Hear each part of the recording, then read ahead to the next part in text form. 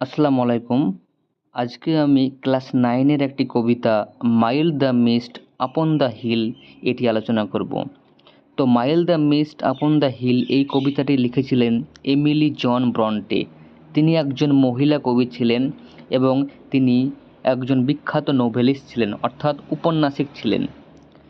Emily জন ব্রন্টে 1818 খ্রিস্টাব্দে তিনি জন্মগ্রহণ করেছিলেন এবং 1848 খ্রিস্টাব্দে তিনি মারা গিয়েছিলেন, অর্থাৎ তিনি মাত্র 30 বছর বেঁচে ছিলেন।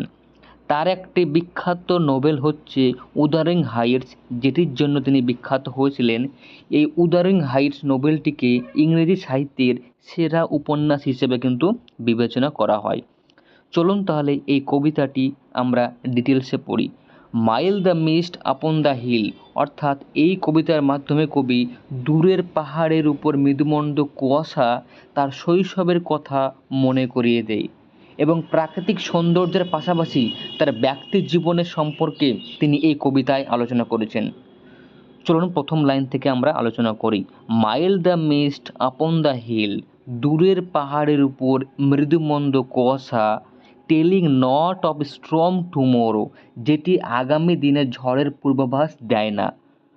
No the day was wept its fill, spent its store of silent sorrow, কবির মনে চেপে থাকা দুঃখ কষ্ট যন্ত্রণা উজাড় করে দিয়েছে সারাদিন ধরে অশ্রু বর্জনের মাধ্যমে।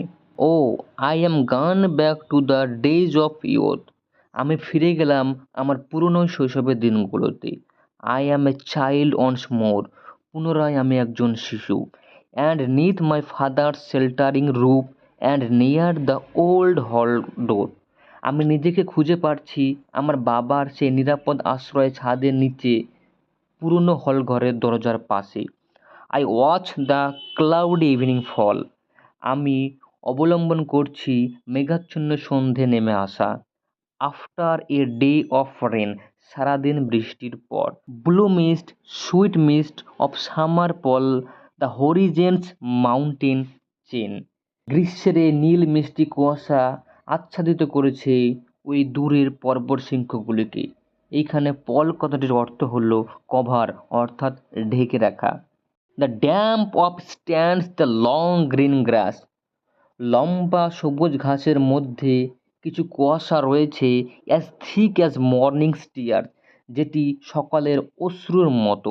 And dreamy cents of fragrance pass, স্বপ্নের মতো সুগন্ধি ভেসে আসছে। তোমরা অনেক সময় লক্ষ্য করবে বৃষ্টি হলে মাটি থেকে যে গন্ধ বের হয় সেটির কথাই কিন্তু এখানে বলেছে, যেটি কিন্তু আমাদের বেশ ভালো লাগে। The breath of other years, সেগুলো কবিকে আগেকার দিনের কথা মনে করিয়ে দিচ্ছে, অর্থাৎ পাস্টের দিনগুলোর কথা তাকে মনে করিয়ে দিচ্ছে। তো এই কবিতাটি কেমন লাগলো অবশ্যই নিচে তোমরা কমেন্ট করে জানাতে পারো। ধন্যবাদ।